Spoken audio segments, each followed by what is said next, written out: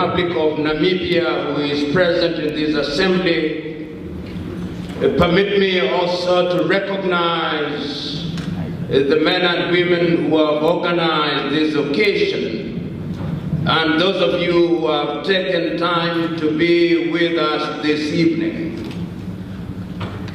I have written a paper which will be circulated to you in the fullness of time. And I hope that time will be full sooner rather than later, and that you shall have the occasion to read that paper and therefore to appreciate the full flavor of my presentation in a more disciplined way. Let me preface my presentation by reminding you that I do not claim to have the monopoly of wisdom. I remember as a young student of law being introduced to the great Greek philosopher Socrates, and I remember being told then that in those days of yore, the oracle of Apollo sent out emissaries into Greece to find out who was the wisest man. And they went yonder into Greece, and there were great thinkers, Aristophanes, Sophocles, and many others. And when they went to Socrates, when he was asked, "What do you know?" he said the only thing that he knew was that he knew nothing. And on that account, he was pronounced the wisest man in Greece. I too know nothing. And what I do is to share my experience, not because I have a different understanding of them, but it is my appreciation of those things as I walk across Africa and as I observe the continent of Africa. There is a tendency or an inclination to philosophize about the problems of Africa, to intellectualize about the problems of Africa, and sometimes to moralize about them. But the African problems are real. To the Bangala woman in the Democratic Republic of Congo, who has no place to rest because of a civil war, the problems are real. To the men and women who cannot go to school or have a morsel of food to eat in Bangui, in the Central African Republic, the problems are real. To those in Mogadishu, in Somalia, who cannot plan beyond 1 week because of Al-Shabaab, the problems are real. To the women who are escaping from rape to rape in Maiduguri, in northern Nigeria, the problems are real. To the young men and women who risk crossing the Sahara Desert to face the Mediterranean Sea in unseaworthy vessels, saying it is better to die trying than to live in my country, the problems are real. So when we are assembled here this evening, it is that Africa that we are examining. An Africa which, if you permit me to use this medical term, is schizophrenic. It presents a successful Botswana, a successful Namibia where the GDP is something in the neighborhood of 12,000 United States dollars. Never mind the distribution for the moment. But it also presents you with Equatorial Guinea, whose per capita income is 35,000 United States dollars. Never mind the distribution.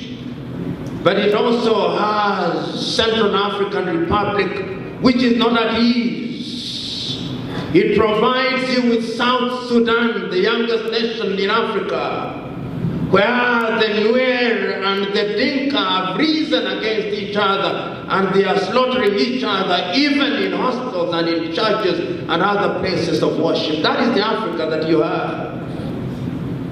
It is an Africa about which commentators have many things to say.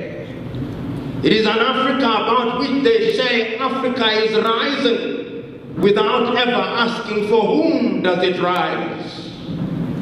It is an Africa about which they say has the fastest growing economies in the world, with Angola at 9% or even more, with Ethiopia at 11% or even more.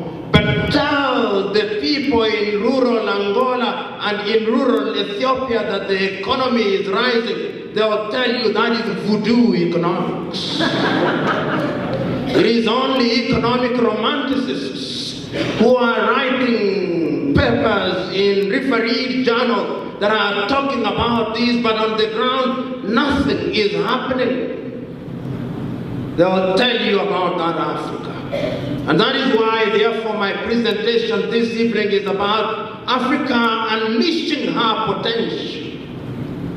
But one must go back to history in order to understand where we are and where it is that we are going and what it is that we ought to do going forward. We talk about globalization. But throughout history, Africa has always been globalized. The slave masters globalized us. We were commodified. Africa and Africans built Europe and America.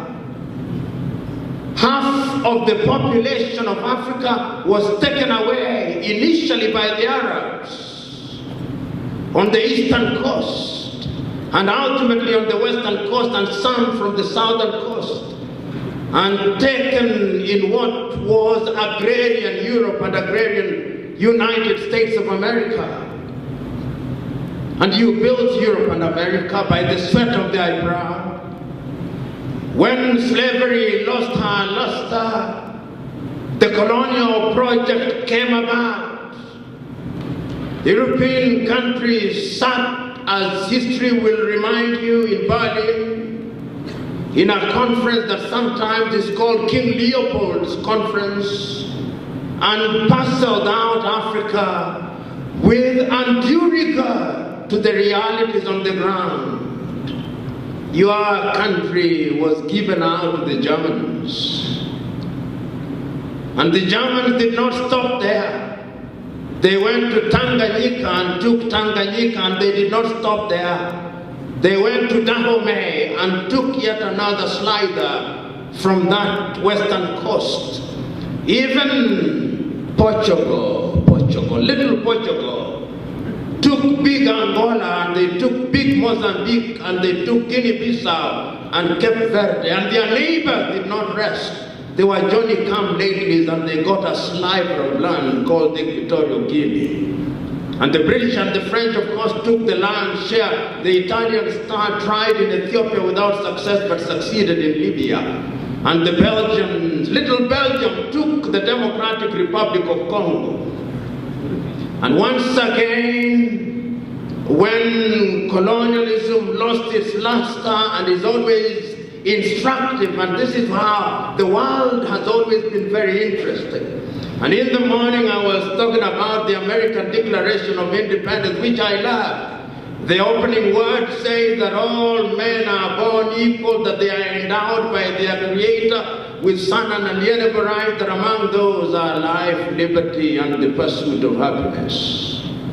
When they were saying those things, men of color were white women were not in the equation.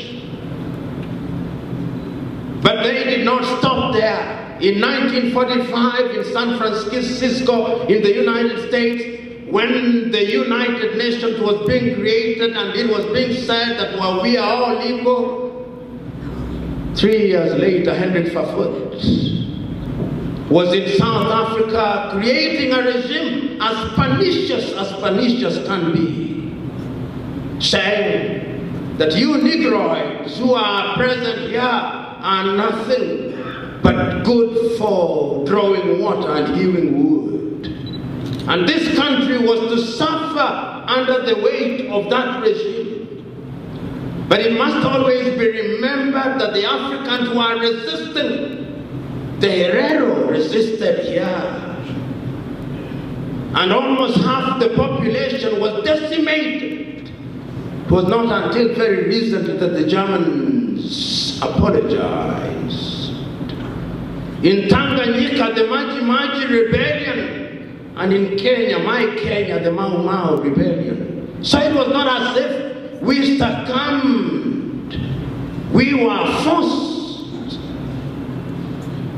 And we succumbed by dint of superior weaponry. But in the 1950s, we gained our political independence. And the words of Kwame Nkrumah in Accra, Ghana ring true. He said that the independence of Ghana means nothing if the rest of Africa is not free. And you will remember that during that period there were many countries that were gaining their independence. And you, particularly the young ones, will not remember that the African leaders of the day knew who was where in the West. Names such as Modibo Keita of the Sudan, now Mali made sense. Some of them did not go to school. Ahmed Seko Toure of Guinea, Namdi Azikiwe of Nigeria, and in the same country, Abubakar Tafawa Balewa and the Sardana of Sokoto, Sahamadu Bello. They were great Africans. Julius Kambarage Nyerere, Jomo Kenyatta of Kenya, Kamuzu Banda, Kenneth Kaunda, down south here, you still remember, and I'm told is still alive and well, Sam Nujoma, and the late Andimba Haman Toivo Ya Toivo. In other words, they were great Africans, and the clarity with which they saw Africa was as astounding as it was titillating. I'm inviting you to take time to read the 32 speeches delivered between the 23rd and 25th days of May 1963 in Addis Ababa, Ethiopia. Each one of them, even the one that you did not think much about, had something to say that was sound and good. But of course, the most enlightened speech of the day, man with a sense of urgency and conviction, was that of Osajefo, Dr. Kwame Nkrumah.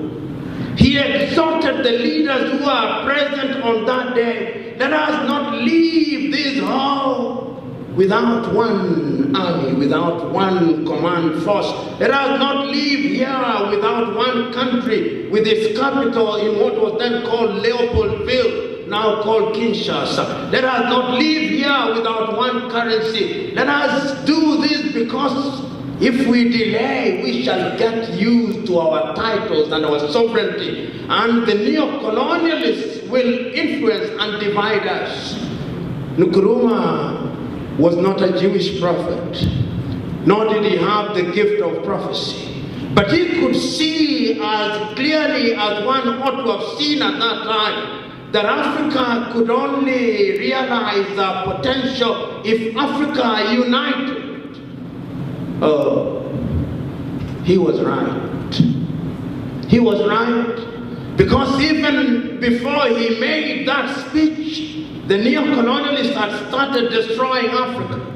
Many of you will remember that the first coup d'etat in Africa was in 1960, the overthrow of Togo's Sylvanus Olympio. And 1 year later, Patrice Emery Lumumba was killed by the conspiracy of the Americans, the Belgians, and the use of their acolytes in Mobutu Sese Seko and Jose Kasavubu and Moise Chombe. Africans were already beginning to be decimated. In the west of Africa, the former French colonies, you had leaders who thought that they were more French than the French themselves. That is how I understood leaders such as Felix Houphouët-Boigny. I'm told that in those days, in the former French colonies, even Abidjan was called Le Petit Paris, complete with students being told to say in morning parades, our ancestors, the Gauls. How could the ancestors of a Negroid be the Gauls? But they said it nevertheless. So that Africa became the only continent in the world that is referred to as Anglophone, English speaking. If you come here in Namibia, what percentage of the population speaks English that you should be called Anglophone? Then they went to the former French colonies and they called them the Francophones. They went to the former Portuguese colonies and called them the Lusophones. Throughout the ages, the struggle has always been the struggle of the mind. René Descartes, that great French philosopher, said, "Cogito ergo sum," I think, so I am. The question is, you Negroes, who are my brothers and sisters, do you think?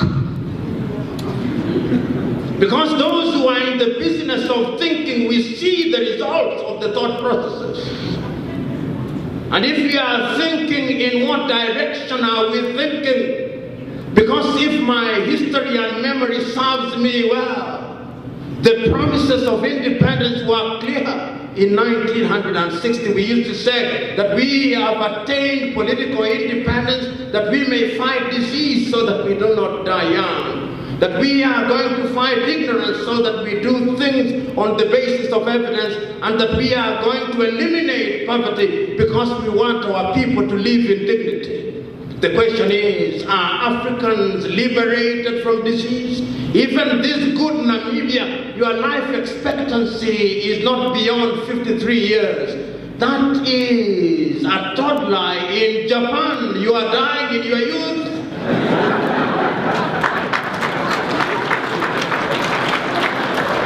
In other words, what we ought to have achieved at independence has not been achieved. And it's not lost on me that throughout these years, and it's something that you must look at with disdain.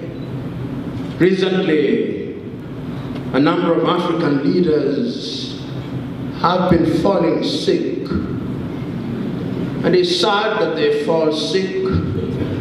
But the tragedy is this: when they fall sick, Zimbabwe's Robert Mugabe, who is eloquent as he castigates Europe and other parts of the world, cannot afford to go to a hostel in Harare. No, he goes to Singapore. Mahmoud Buhari, when he's sick, does not attend a hostel in Abuja. No, he goes to London. Eduardo dos Santos of Angola, when he's sick, he goes to Madrid, Spain. Now, these are leaders who have full dockets called ministries of health. They don't even have faith in their health institutions. Why do they then condemn the population to centers of suicide?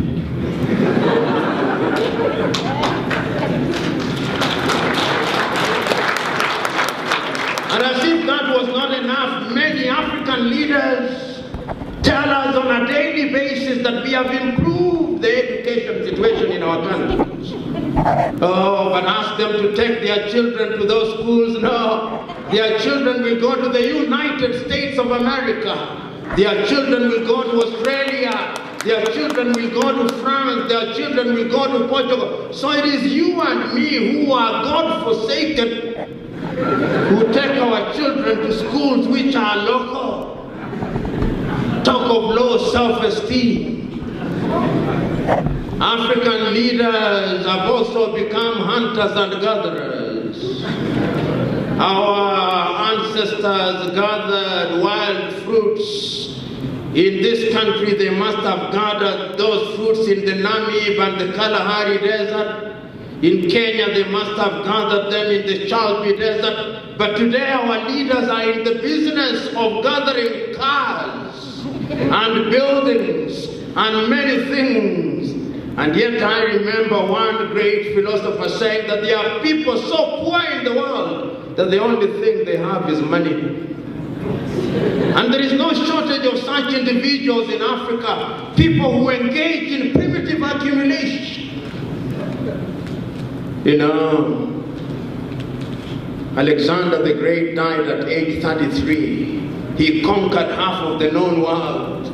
When he died of syphilis, he gave instructions to his 4 war generals, telling them, when I die, I want to have a casket which will allow my hands to be outstretched.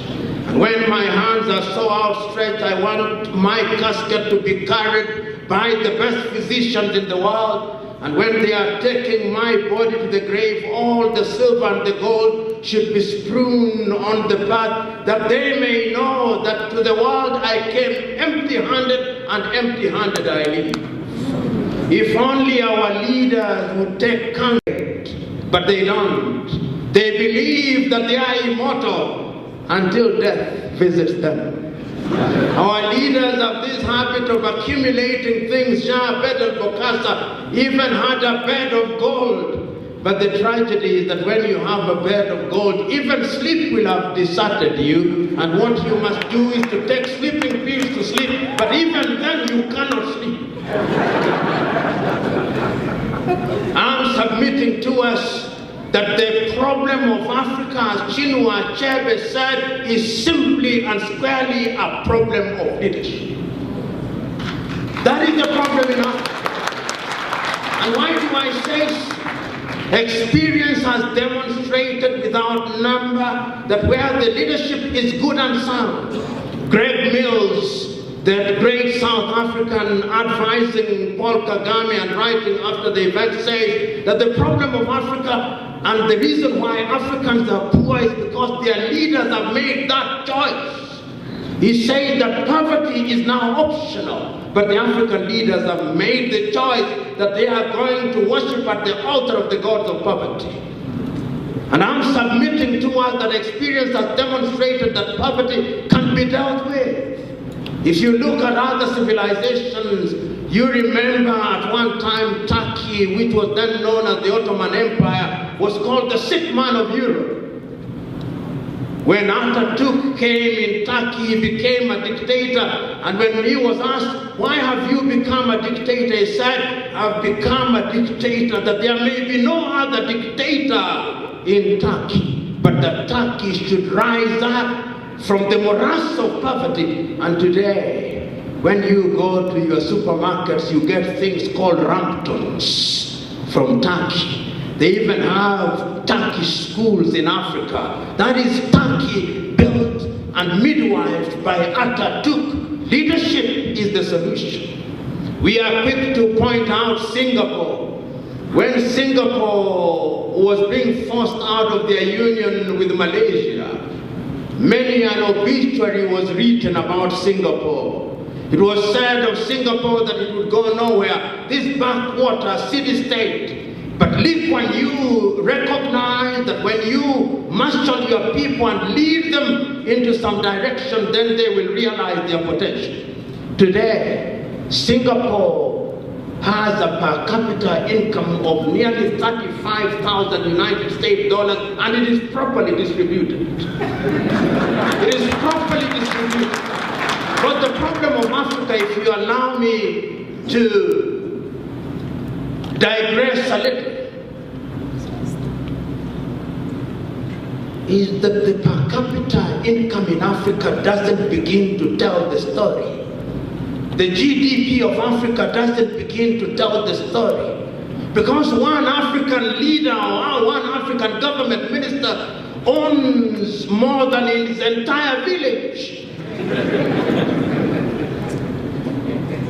And the tragedy is that that minister still goes to church on Sunday and says, "Our Father who art in heaven, hallowed be thy name, thy kingdom come, and their will be done on earth." And he is the thief of gigantic proportions, stealing on an industrial scale. I'm submitting to us that the problem of Africa is one of leadership. We have seen in Dubai, in the middle of a desert, each one of us who is a middle class here will have gone to Dubai, or your dream is that you go to Dubai or Abu Dhabi or Doha in Qatar. When you are leaving Windhoek to go to Europe and other places, you will take Qatar Airline, Etihad Airline, or the Emirates. These little Arab countries that have emerged, why are they doing so well? Leadership. It all falls on and rises on leadership. It all falls and rises on leadership. If you have bad leaders you only attained independence the other day, and it doesn't come as instant coffee, but you can borrow from countries such as Denmark, countries such as Norway, countries such as Finland, countries such as Sweden, countries such as Singapore, so that by the time you are talking about your vision 2030, Namibia could actually have 80% employment. It is achievable. And with the discipline that I've seen here in Windhoek, where you obey traffic lights, where you have no garbage in your streets, it is achievable because discipline is part of the solution. You can achieve it. But Namibia is an exception to the rule. But that is not to say that the many things cannot happen. Many things can happen. I'm still talking about resources. Look at the Democratic Republic of Congo. Each one of us here has a mobile phone. And in each one of those mobile phones there is rare earth from the Democratic Republic of Congo. It is sad that in the rivers of Congo we can generate enough power to light the entire Africa. The Democratic Republic of Congo has cobalt and gold and everything. And yet the Democratic Republic of Congo could not hold their elections last year because they have no money to hold elections. Even Somalia, after 18 years of trouble, could hold an election. The Democratic Republic of Congo cannot hold an election. You know, sometimes as a Christian, I think to myself, when God is upstairs and is looking down upon his earth and is looking at his children, he must hold his chin and say, these children that I put in Africa, what happened? What happened? In the words of Paul in his letter to the Galatians, you foolish African, who has bewitched you? Who has bewitched us? Who has bewitched us? It is a legitimate question which we do not want asked because our egos don't, but we must ask it, who has bewitched us? Who has bewitched us that we have no faith in ourselves? Who has bewitched us that when we have our wives who are expectant, we send them to the United States in order to deliver boys and girls who will become the citizens of the United States? Who has bewitched us? Who has bewitched us that we are humiliating ourselves at the embassy of the United States of America so that we can have a 5-year visa? Who has bewitched us that we are applying every year to win a lottery for the green card, and when we win it, we have parties. Who has bewitched us?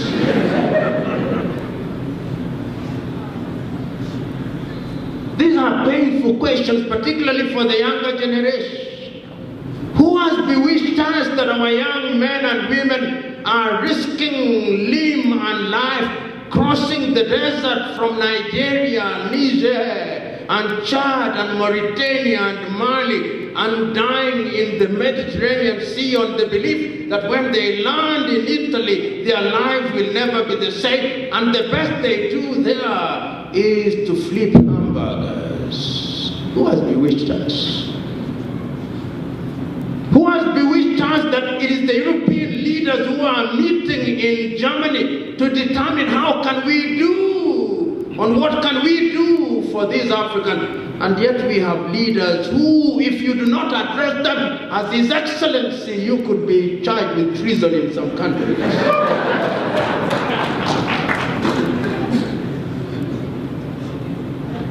Who has bewitched us?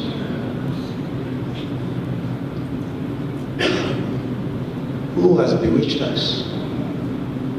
Because right now, in every African country, civilizations that know what they want are looking at African resources. The Chinese are here. And 2 years ago, is it 1 year ago, the Chinese told their men and women, up till now we allowed you only one child. You can now have a second child. That second child will be here in the next 20 years. Right now, for many who are in the middle class, if you are asked which language you want to learn as a foreign language, is Mandarin. I was telling my pastor that he should not be surprised next time there is a baptismal service when he asked the godparents of some of the children, and what name do you give this child? They'll say, Deng Xiaoping Toiv.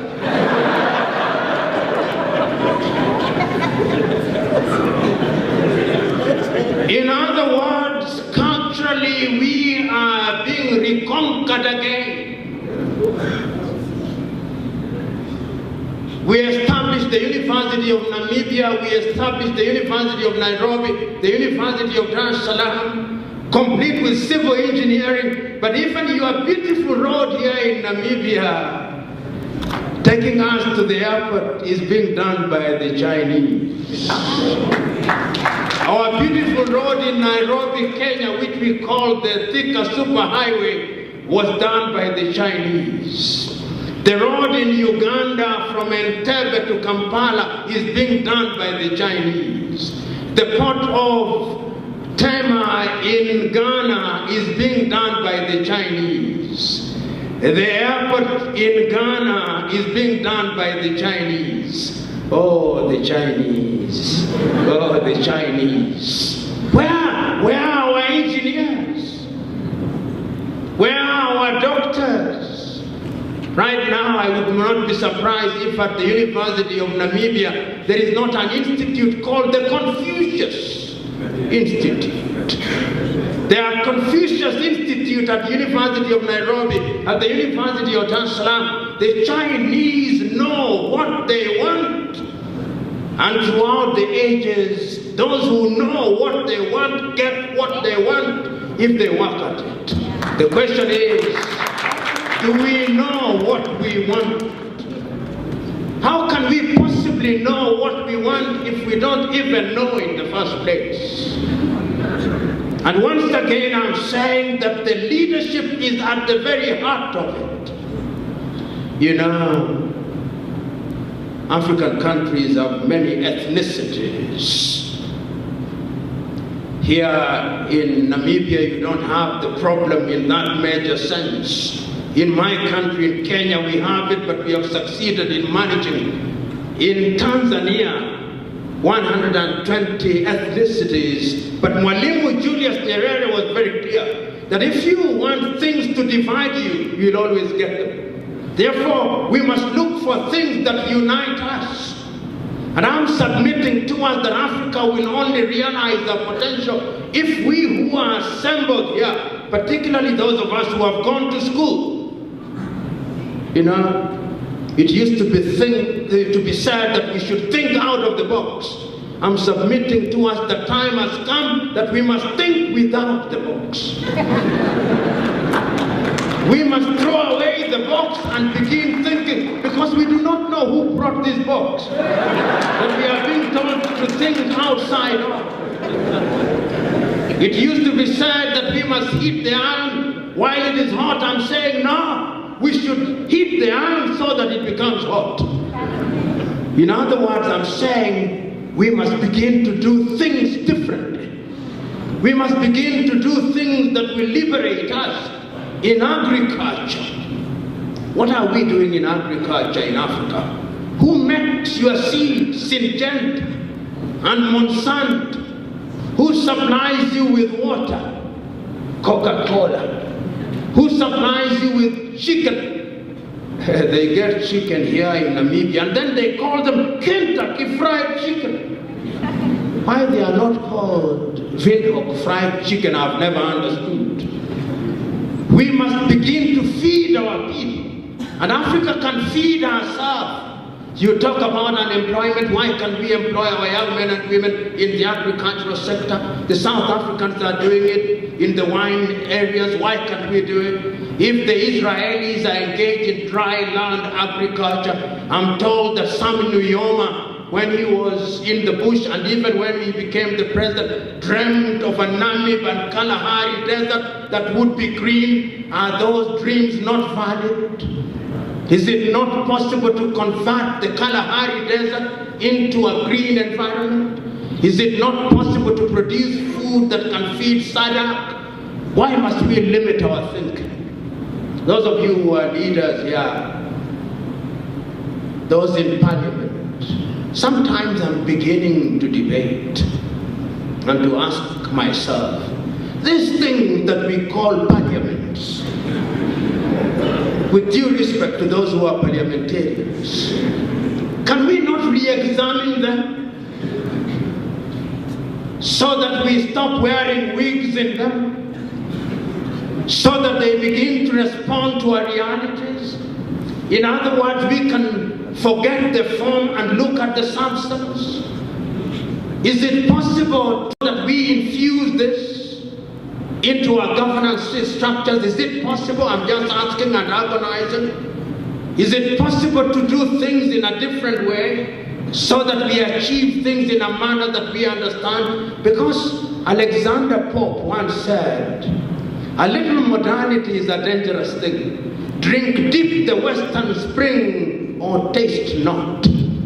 Is it possible that these governance structures that we have do not respond to our needs? We are told that there is something called democracy. Who defines it? Who is this who has the monopoly of wisdom, whom God sent without our knowledge, to tell us that the democracy must have certain ingredients which are defined for us in Europe and America? Can't we define them in Windhoek? Can't we define them in Pretoria? Can't we define them in Maputo so that we have something with an African flavor? Can we not? In other words, time has come that we must make our universities the seats of thought. The minerals that we have, can we not add value? The borders that we have, and I said in the morning and I'll repeat it again, why? When I want to come to Namibia, must I ask, do I need a visa? Why? Why do I need a visa? Why do I need a visa to go to Liberia? Why do I need a visa to go to Ghana? Why can't I wake up in Nairobi in the morning and come to Windhoek here just to see Windhoek? Because an American in Boston, Massachusetts can wake up in the morning, fly 6 hours, and is only grappling with one currency, the dollar. Look at your Africa. I moved from South Africa, I'm dealing with the rand. Oh, I moved to Lesotho, I'm dealing with the Lilangeni.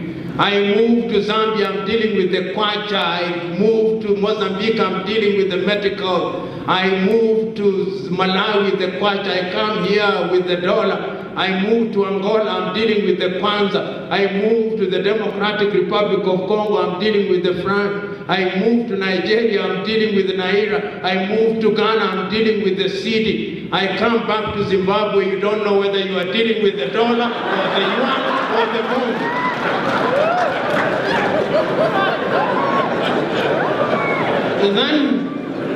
Then you delude yourself that you can grow. How can you grow? When you have a population of 1.2 billion people and none of our currencies is called hard currency. Not one. Not one. I have Kenya shillings in my briefcase. Until I am back in Nairobi, it is useless. I'll carry a souvenir of $1 Namibian to beef up and enrich my money collection, but it will be useless. Can we not think of having a currency that has validity initially across the SADC, and one across East African Community, and one across Central Africa, and one across ECOWAS, and another one in the Maghreb, so that in 2050 or 2063, we have one currency called the Afro? Is it not possible? Is it beyond our imagination? Particularly the young people who are here, when we are talking about Agenda 2063, is it not possible? Is it not something that we can imagine? I'm submitting to us that it can be done. I'm submitting to us that we must begin to work at it. You know, sometimes when I think about Africa and I'm told that Namibia is 95% Christian, nominal Christians. People go to church on a Monday as a social duty, on a Sunday and Saturday, but perhaps no conviction. But I sometimes suspect that we get the Bible very wrong. When Christ is saying that today has enough problems, do not think about tomorrow, he's not telling you to stop thinking. He's simply saying, prepare for tomorrow so that for today, tomorrow. In other words, he's saying, if you prepare for today, tomorrow will take care of itself. But this idea that Kenyan religious philosopher called Mbiti says that Africans are notoriously religious. And you see it even in schools. We must all be prayerful. I'm all for prayers as a practicing Christian. But this assumption in every sector of our life, that when you are a student, you don't read at all. And then 1 week to the examination, your entire family is involved in prayer and fasting. You will never pass the examination. This idea that when we have economic problems, then we pray and fast. It will never happen. Even when you look at the Bible, the dream by Joseph is that you store during times of plenty. It is in the Bible before the birth of Christ. So even if you give the African problem a spiritual dimension, we still don't get it right. And I'll continue on that trajectory to take you to the book of Matthew, about this man who goes away and gives one person 5 talents, and another one 2 talents, and another one 1 talent, and he goes back and comes back and he finds the one with 5 talents saying, oh, I've made 5 more, good worker, and another one 2 talents, good worker, and to the one that was given talent I say, I know you. You are in the business of gathering where you did not spread. And he tells him, why did you not take it to the bank? If you allow me, sometimes I suspect that the one with 1 talent was us, the Africans. Because uranium is under our earth. Natural gas is under our earth. Gold is under our earth. and the Bible is still right. And to those who do not have, even the little that they have will be taken and it will be given to those who have. Now you see, your uranium is being given to the Chinese. It's being given to the Malaysians. Your gas is being given to Shell BP. Your oil is being given to Total. Your timber is being given to the Malaysians. And here you are left wandering, waiting for God to come majestically and dramatically to part your Red Sea. You must part your own Red Sea. Because you have the intellectual wherewithal to do it. So, fellow Africans, leadership is at the very heart of it. Africa will rise, and I want to conclude by telling us that there are good things happening in Africa. Already there are good things which we can build on. But there is another thing that stands on the path of Africa: corruption.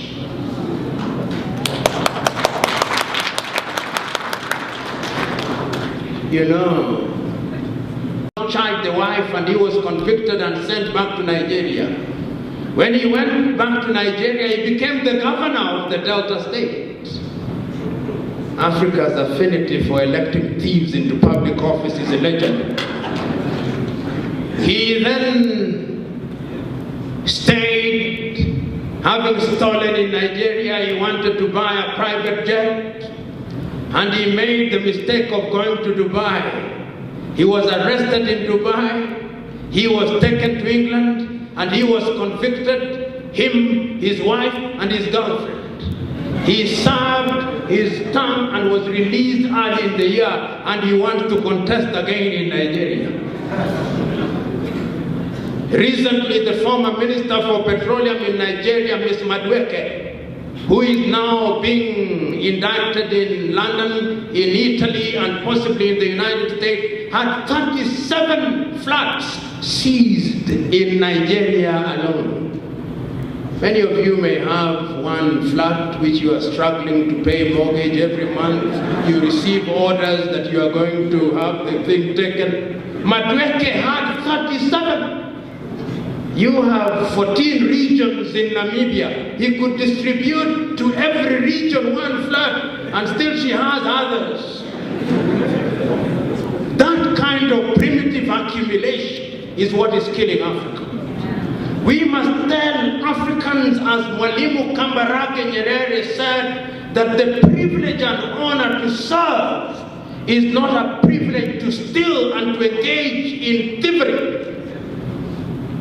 You know, many leaders in Africa have nice retirement packages. You don't need to steal.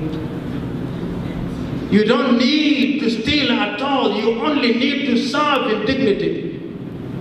Zambia's David Kaunda, when he died, had only $8,000 equivalent dollars in his account after 24 years in office.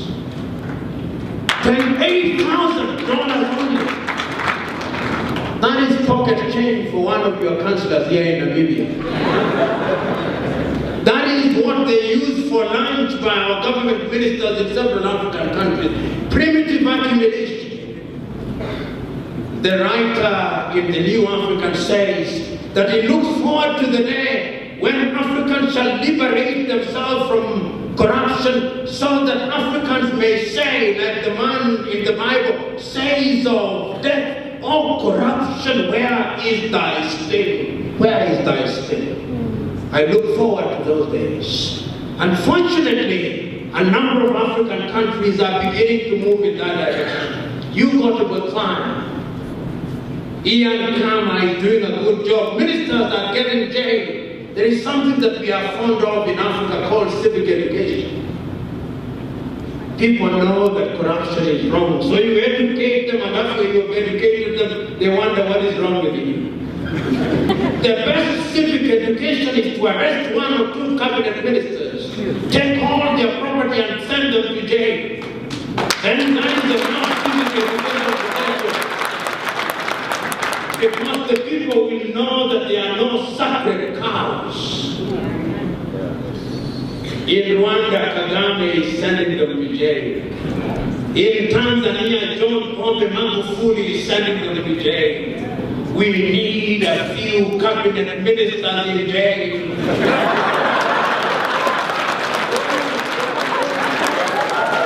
We need a few members of parliament in jail. Not because we are sadists, but because to whom much is given, much is asked. We are telling people, lead by example.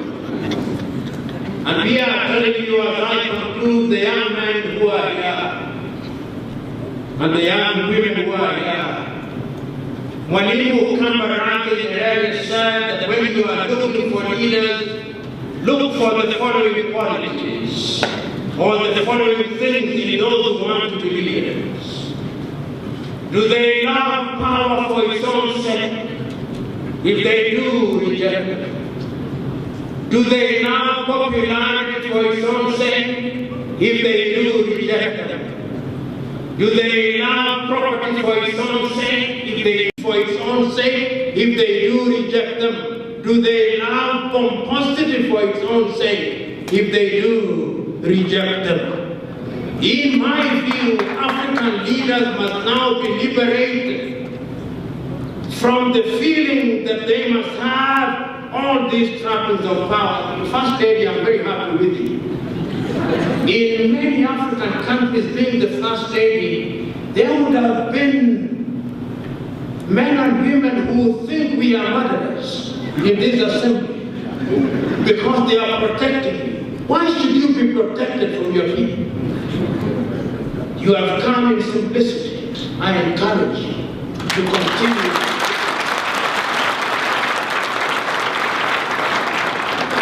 If you can graciously tell His Excellency, let him leave in simplicity.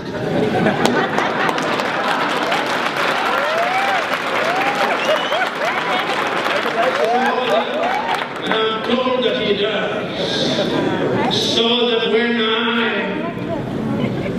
I'm speaking about great leaders, I'll talk about Dr. Hadi and say, behold, a simple man. Behold.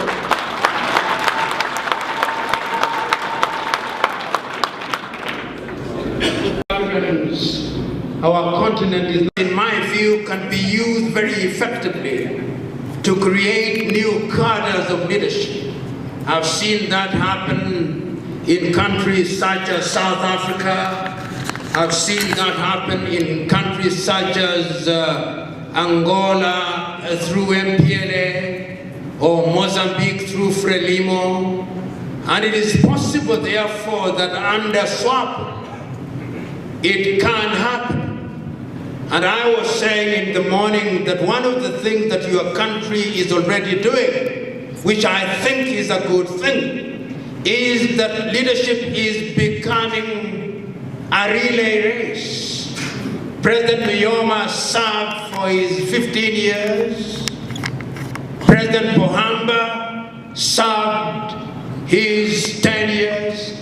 President Hage, I'm quite certain he's going to serve his 10 years. And the beauty of that is that, number one, it demystifies leadership. And it creates a pool of great men who have served their country, who are a reservoir for guidance. So that young man who is in the African Union has no shortage of people that can mentor him. And I have no doubt that he can be mentored in the party, he can be mentored by those leaders. And it should not stop there. It should not stop there, even in the universities. I have no doubt that perhaps SWAPO has a branch at the university, as it should, as CCM in Tanzania has. Therefore, you are in a very good place. You are in a very good place as Namibia. And I'm submitting to you that it will happen. But remember, you must lead, you must meet the leaders halfway. It is only, as Amilcar Cabral used to say, when you shine like a pink poodle, you will be identified. So shine like a pink poodle and the president will see you. I'm certain that the president may have seen you where you are. You never know what happens. You have talked about Ngugi wa Thiong'o. Kenya's Ngugi wa Thiong'o. One of the great books that Ngugi has written is Decolonizing the Mind. Part of the African problem is low self-esteem. A friend of mine used to tell me that in many African countries, whether wittingly or unwittingly, when they see a white man at the head of an organization or a white woman, say the things are now good.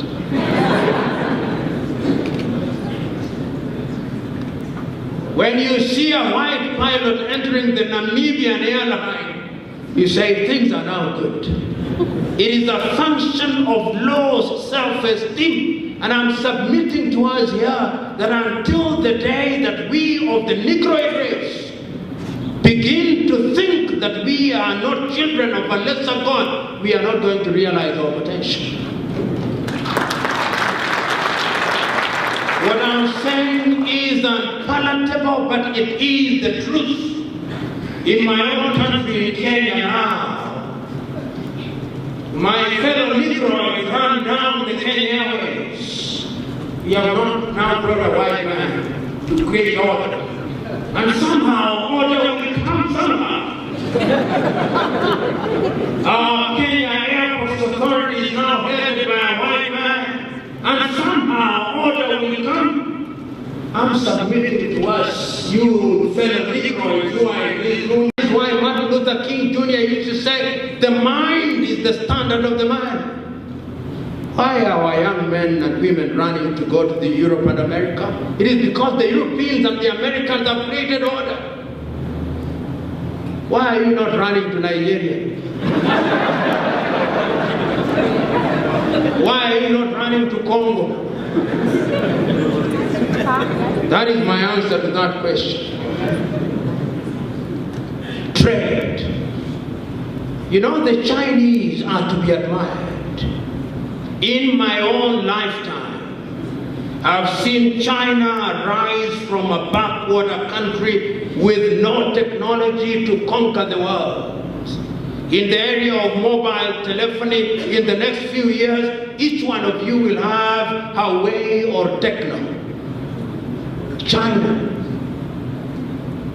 Most of us who are here, in your houses, there must be an electronic item that is made in China. Why? Because the Chinese leadership are clear about what they want and they are working towards it.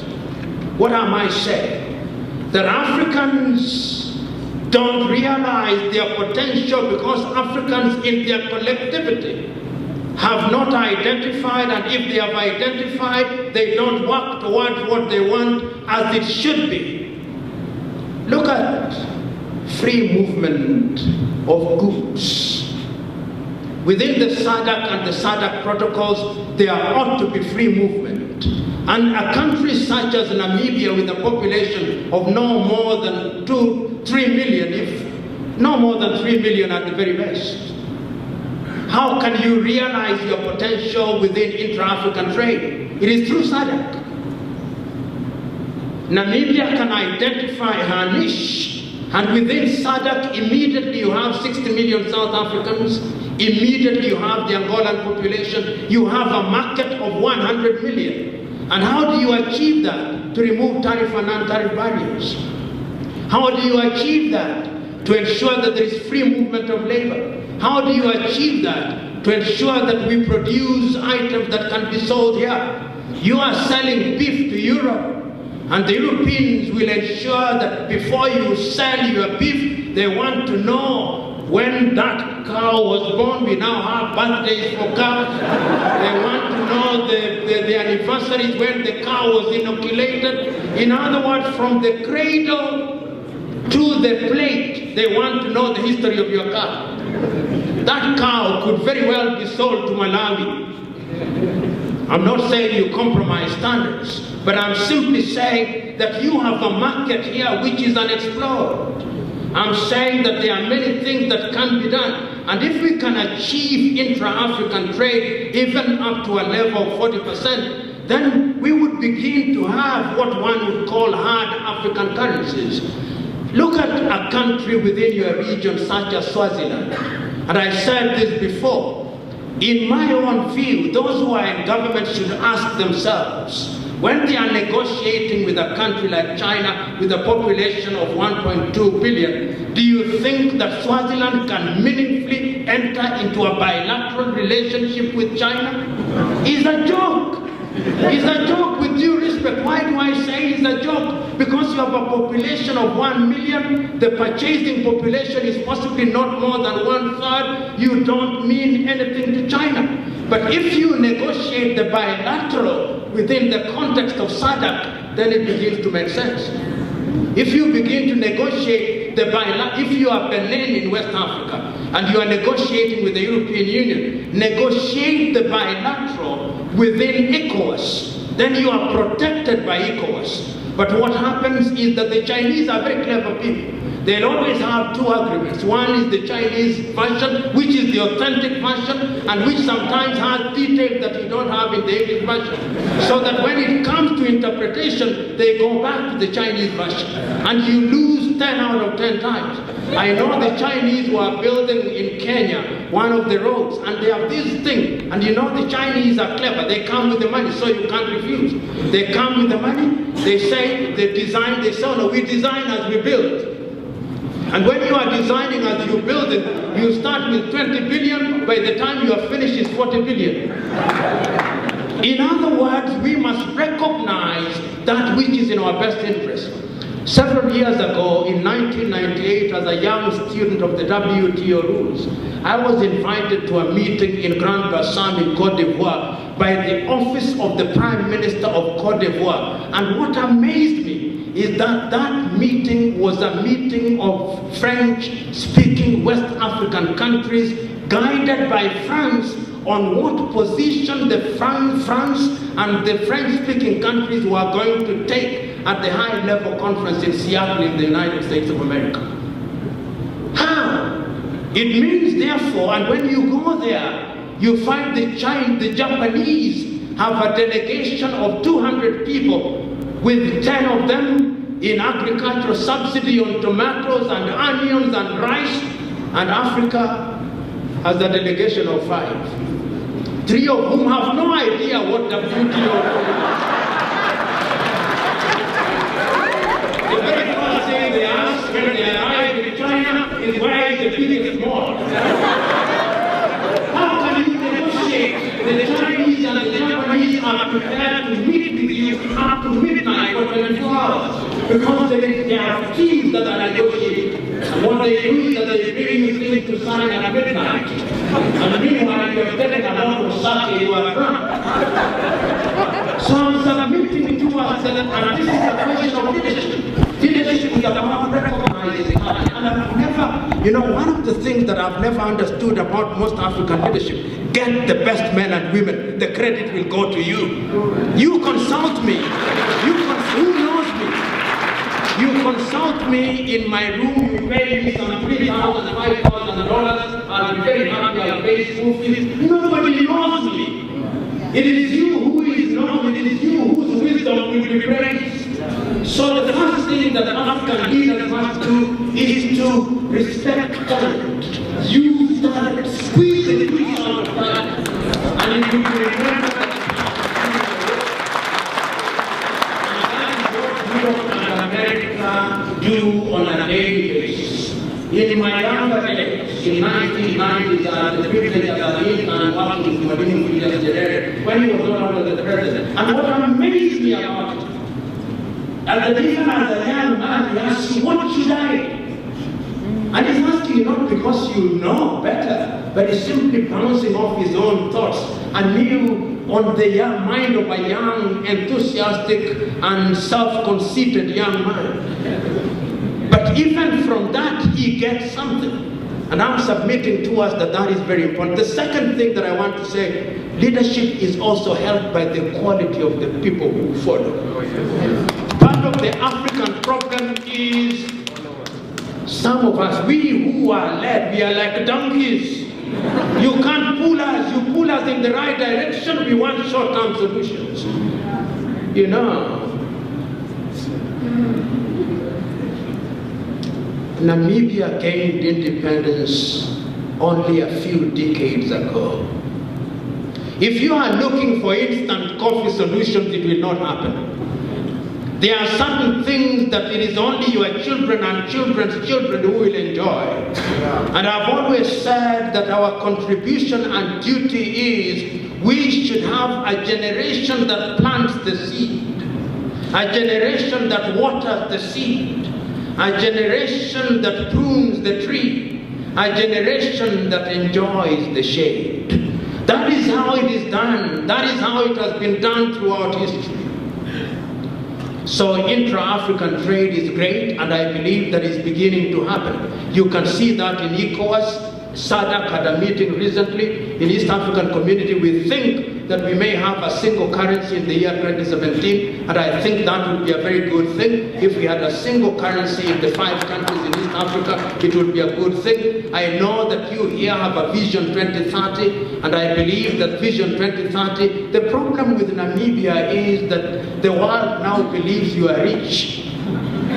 Because you have a GDP of 11,000 United States dollars, and some African countries have a GDP of $600. So you are considered to be a middle-level economy. So you suffer very harshly. If I were you, I would present myself as very poor, so that you gain some of these things that other countries are gaining. But it's a good thing. The only thing that I think Namibia should do, like I think this is true of Namibia and Botswana and Equatorial Guinea. What is your Gini index? The gap between the rich and the poor. Because that is where the danger is. You know, the danger is this, and I see it in the middle class estates.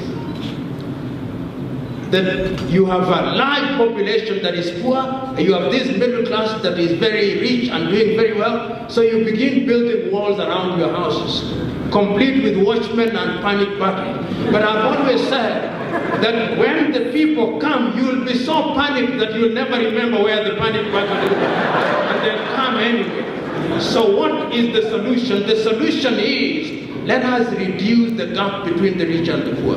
Let us have things. The reason why countries like Denmark, a friend of mine has just taken their children to Denmark, free education. Germany, free education. Once you have free education, what do you need much money for? Once you have free medical health, what do you need much money for? Once you have a good pension scheme, what do you need much money for? Once you can afford a holiday once in a year, what do you need much money for? Once you have subsidized car loans, what do you need money for? If you can get a house on reasonable mortgage, what do you need much money for? Because people don't want to be this filthy rich, primitive accumulation. And if the governments can do that, you'll discover that governance becomes very easy. And we have a duty in our institutions of higher learning to also create a generation of Africans and Namibians who are not looking for employment, they are creating employment. And it can be done. Let us create employment. What are you doing? And I'm running myself, we are launching an African program where I'm telling young Africans, go home and create employment for 5 others. Go home, so that when the government is talking, you are also contributing to the government. The last question is about corruption. I always tell this story.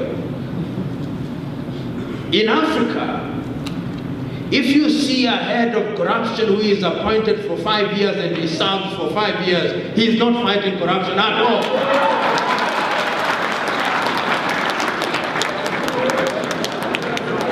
Experience has shown that when you are the head of an anti-corruption and you are in a government that is not interested in fighting corruption, if you serve for 1 year, say hallelujah. Why do I say so? In South Africa, McCarthy tried to fight corruption. He was removed. He went to the World Bank. In Nigeria, Nuhu Ribadu wanted to fight corruption. He was exiled. In Malawi, the same thing. In the Democratic Republic of Congo, the same thing. And I always remember this personal story. One day, I'm sitting in my office, and we have conducted investigations. President Kibaki was the president. And on my desk are 6 files of 6 cabinet ministers that we want to take to court. And on the other side, 48 heads of parastatals. And my officers tell me, you know, when you do this to a government, it can be destabilizing. So wisdom demands that you inform the president. And I book an appointment to see the head of state. And to his credit, he gives me, we had the government of national unity at that time.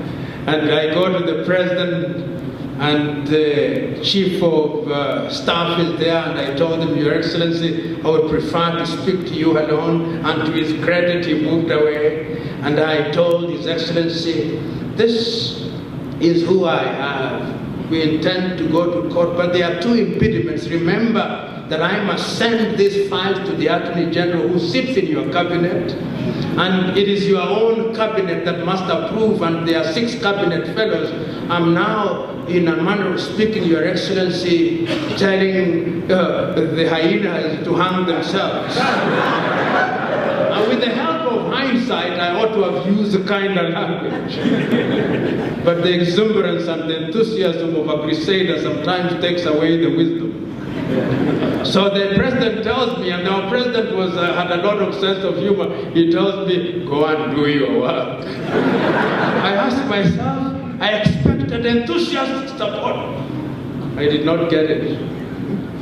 I then am advised by the person who was the chief government spokesman, tells me, you know, this is a government, a coalition government.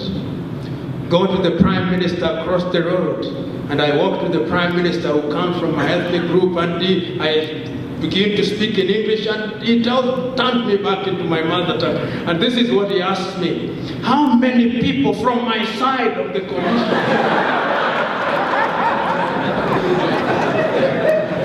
At that time, we had a new constitution, and one of the things, I'm giving you this story to answer your question. We are now making the new law.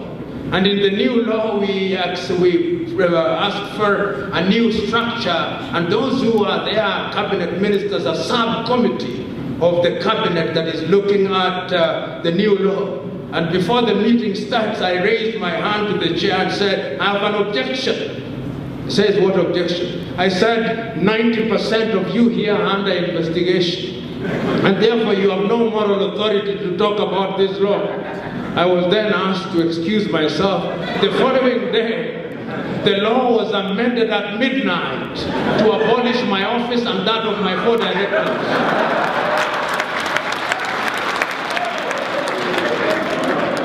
So that tells you that when you fight corruption, and since then, of course, I've enthusiastically talked about and against corruption.